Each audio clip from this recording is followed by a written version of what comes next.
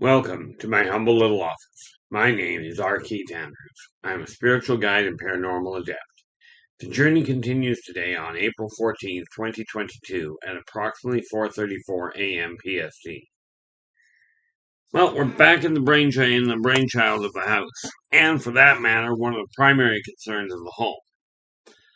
Okay, today, now we already know I've got the finances back where they belong. Now for a little bit of inventory control. Okay, because of the fact I have so many books that are out and about and I have to keep the inventory running, I got a call yesterday. I've got a new order of Believe in Yourself and Follow Your Dreams.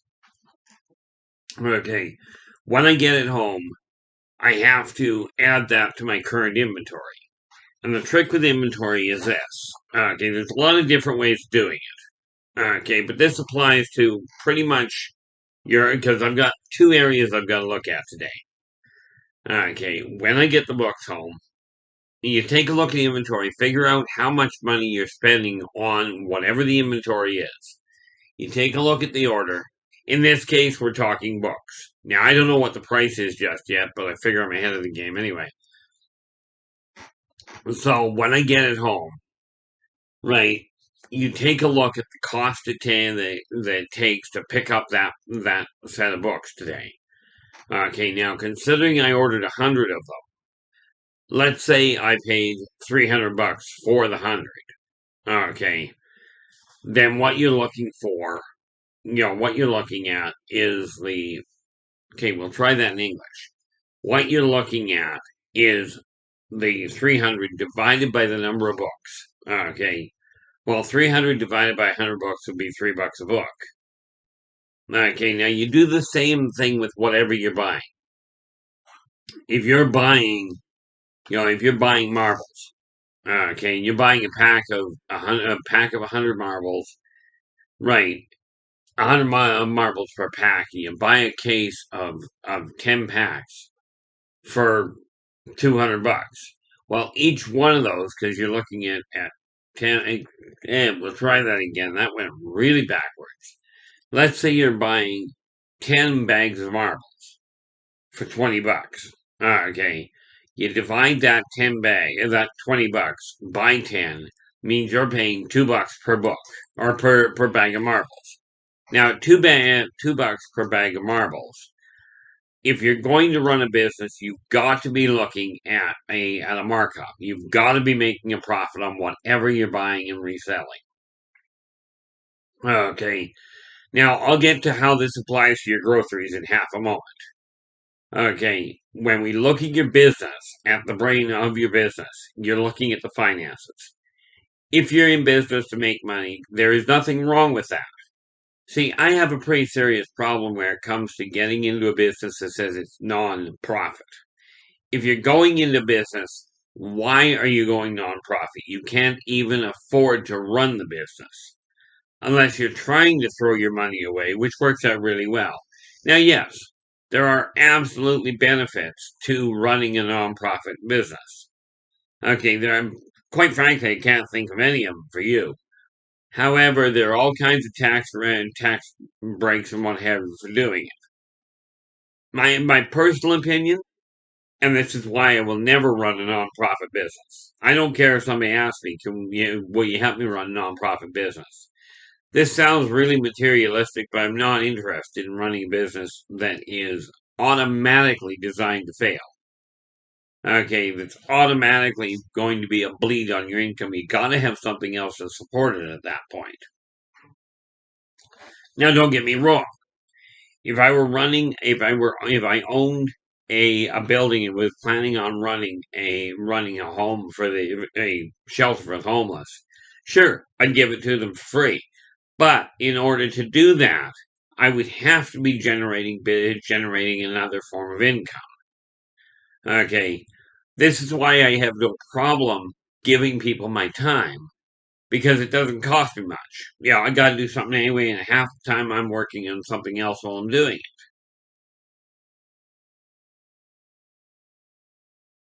But if you're going to run a business, If you're going to go into business for yourself, the first thing you got to figure out is why are you there? Now, I mentioned I was going to talk to you about groceries. Okay. You go to the grocery now. Let's see if I got one here. Okay. This is just a bang, and this is a bin of receipts I've got to deal with, so what the heck. Gotta have one in here.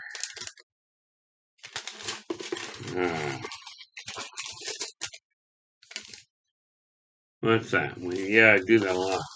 It would seem I do a lot in the way of wings. By the way, I like wings. Okay. As in the... There we go. This is what I wanted. Now, this is the grocery bill. Okay. And what I'm going to be doing with this, doesn't matter what the grocery bill, in some grocery stores, like in the one that I'm working with here, okay, you end up, where do we go here? Savings. What am I looking at? That's credit card. It should tell me somewhere on here. The amount approved. Yeah, wouldn't you know it? I'm looking for something and can't find the dang thing. What I'm looking for is some grocery bills. Some grocery bills have at the bottom of them what you're saving. Now that works out really good. There we are. That's what I wanted. Okay. On this grocery bill. And this is where the savings comes in. Okay. You take a look at this grocery bill, and now most grocery stores, or many of them, you've got some sort of discount card or what have you. Okay. Now this one in particular, I spent $45.61. Okay, now this is literally what the grocery bill was. But because of the coupons and sales that were on, I saved $3.60. Now that $3.60, okay, most of you will go, I saved $3.60, and you'll do nothing with it. You'll take that $3.60 and spend it elsewhere. That's not savings. What's going to happen with that, okay, is I'm going to take whatever savings I had, whatever savings I made off the grocery bills, and I will transfer that into my savings account. It'll go into the same account that my holiday pay goes into. Okay, I think that's where I'm going to put it. Put that or put it into... No, actually, in all fairness, if I put it in the TSFA, it's a better move.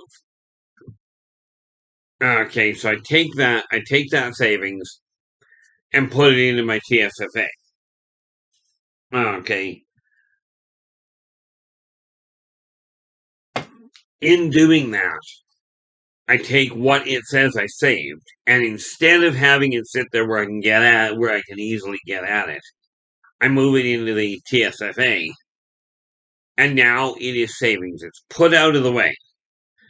Okay. Where I'll be able to use it elsewhere. Now, I've got to make the final decision on that, whether it's TSFA or the savings account. Doesn't matter. The point being, get it out of your regular account that you're spending money on. That you buy through. That savings is only savings if you move it aside. Okay. If you move it out of the way so you don't spend it. That's the only time it becomes a savings. So that is one of those neat little things. And like I said, I keep this list here. Get that out of the way. I should get this list started now while I'm thinking about it. Put that there. Oh, I don't know I did that. Oh, I know I did that for. Anyway, I've got this list for what I'm doing. Okay. So,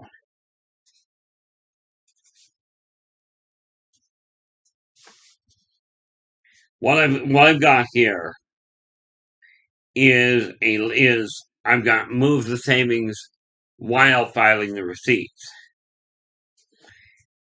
That means as soon as I get done recording this video, okay, and get done posting it, the first thing I'm going to do is file those receipts and get all of the savings money moved from there into the savings account. Get it out of the way so that it doesn't get spent, at which point it actually becomes savings. Okay, now the neat part about it is this, and like I said, these are tools I personally use. That's why I know they work. Okay, so I've got that sorted out. That'll be next on the list. Now, here's the thing. Today is Thursday, so I've got a whole lot of things on the go. I usually do. The biggest thing that you got to remember when you're changing the way your world is going, you've got to get straight in your own head exactly what that looks like. That's a whole pile of information I got to go through, so that's okay.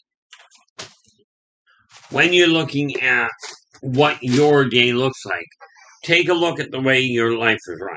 Now, for me, finances, and that's the backbone of the house and the brainchild of the home. Whenever you feel something, that goes through the heart of the home. Okay, but what we're talking about is the logic side. And frankly, money does not care what you feel like.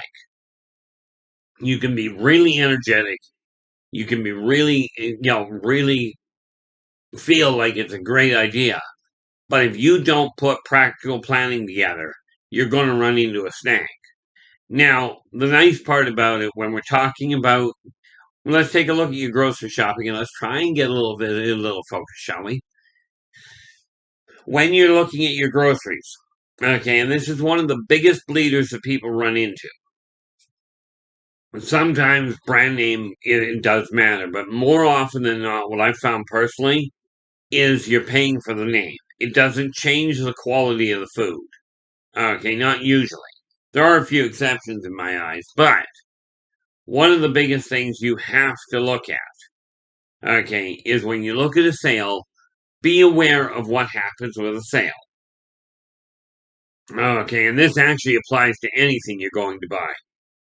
When somebody says, I'm putting it on sale, especially when they're marking something down by 30, 40%, you really gotta wonder what they're paying, what they're charging you in the first place. Because if you're having a sale and you go, I'm going to knock it down 30%, more often than not, they're already overstated on the price. So watch your sales. But I ran into one snag decades ago. I was going through a grocery store, and I kid you not, it says Campbell soup on sale, $1.20. Okay. Now the silly part was whoever put the sale sign up left the original price, and the original price was 99 cents. Now, I talked to the manager of that department, and I asked him to explain it. And he looks at me and he goes, "Well," he says, "it's not false advertising because the sign said sale $1.20. Okay, and it was for sale. They were charging $1.20. But he says, I kid you not, we'll have it sitting there at 99 cents. And we will sell more the second we set a sign up that says sale. People don't, on the whole, even look at the sign. They look at it, it says sale. And they carry on. Okay. However, you can ask for it at the regular price. Okay. The sale is, and when they say something is on sale, quite often it's misleading. Okay. Now, for me, when it comes to the books, okay, because I'm not, yes, I put the books together to save people, to give people a tool in hand to be able to use.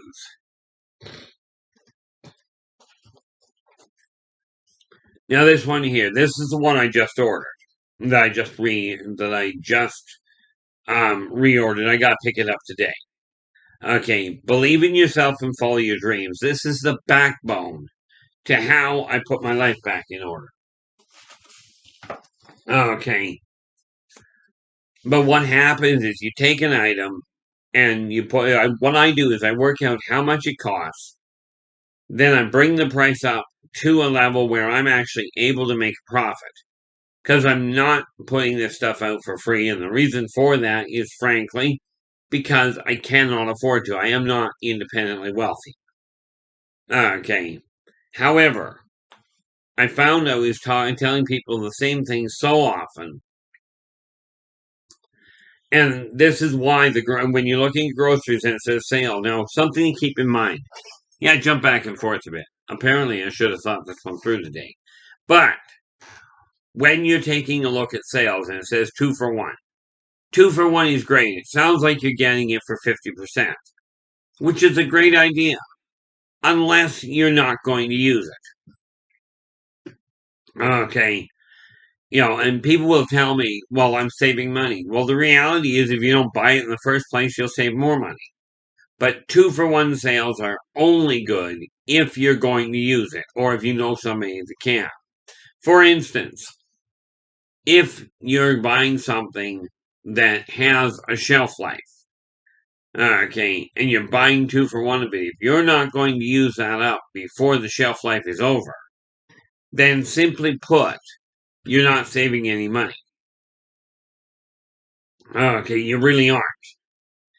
Something else you can look at when it comes to groceries, get an idea. Now I figured it out, and I forget the exact way I did the calculation. I wrote it down for that reason. I strongly recommend you have at least a month, preferably 2 or 3, of non-perishable food in your house at all times. The reason for that is not because I'm looking at the end of the world. It's because if I run into a problem with finances, I want to make sure the one thing I'm not worried about is my utilities, my rent, and my food. I want to make sure that I have to make sure in my eyes that these things are covered, so if I run into a snag, I'm okay. Well, the reality of it is, I'll be fine. Okay, I've got a stockpile, but when you're buying 2 for 1, okay, 2 for 1 food is a great thing if you're going to use it. Same as if you're buying 2 for 1 soap, dish soap. Okay, sometimes you can get these huge bottles. Now that bottle will last you 6 months. Okay, which is great, depending on how you do your dishes and what have you. But you get the idea. So what you do is it's great to buy that, but if you can buy that and split the cost with somebody else, okay. Like for instance, if you're buying an item, it's $10 is 2 for 1. Okay. If you're buying an item, $10 is 2 for 1. If you're trying to help your friend, both of you pitch in $5, and one of you takes one. Okay. One of you each take one, and the reason for that is you're getting the whole thing at a lesser price. I hate coughing with no warning.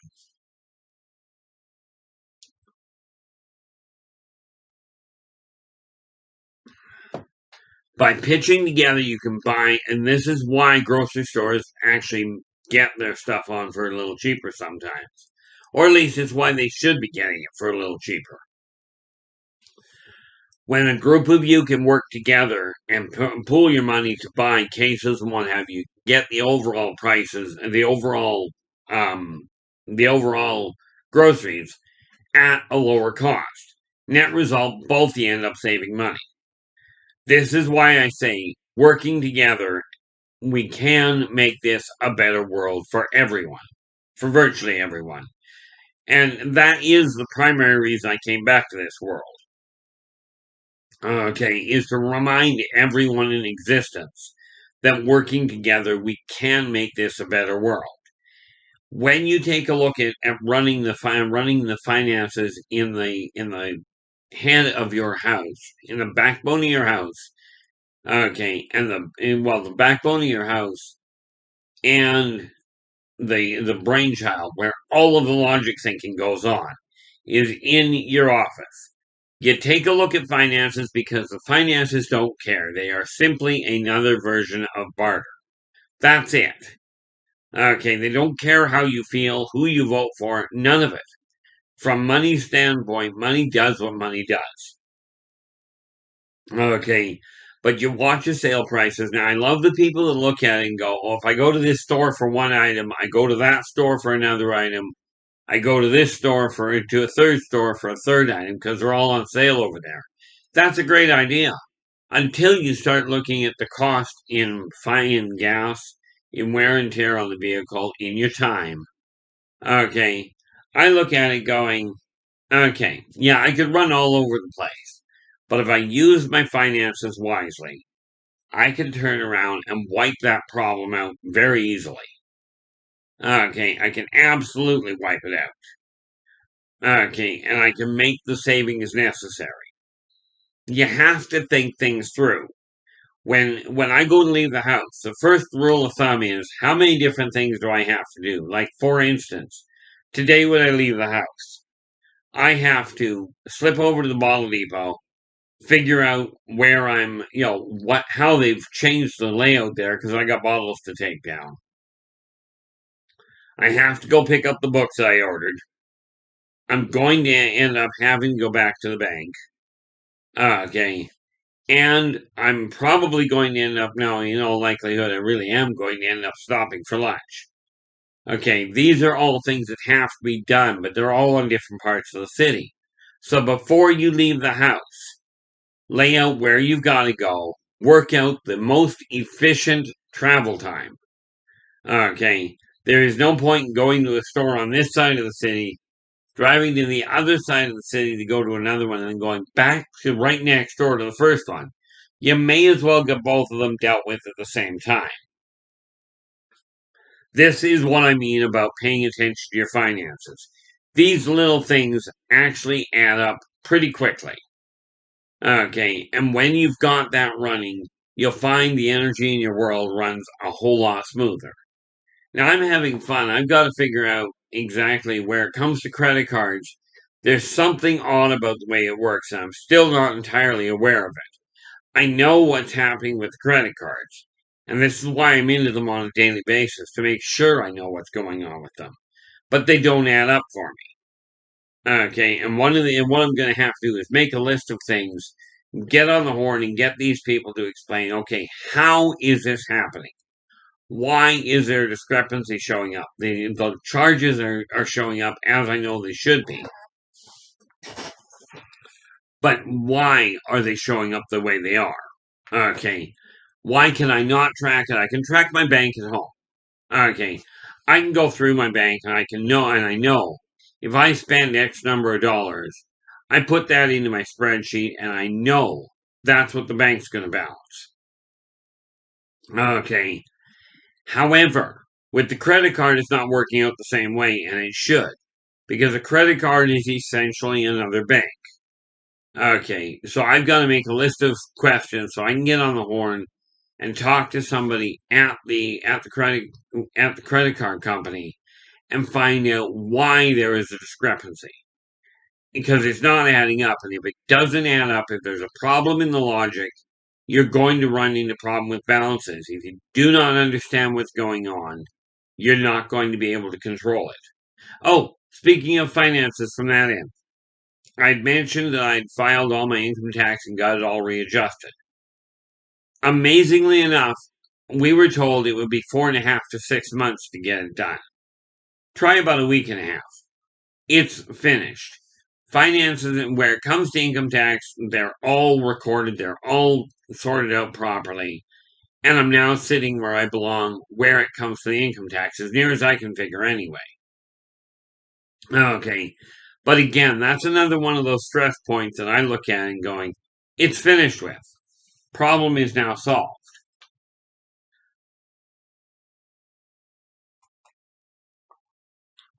So from that end, I take a look at it going, okay, I've got that part of the finances working. I'll be placing an order today simply because of the fact I'm trying to get used to the idea of being in the 21st century. Okay, so I'm going to be looking into placing a small grocery order just to test it out. Okay, from this company in town.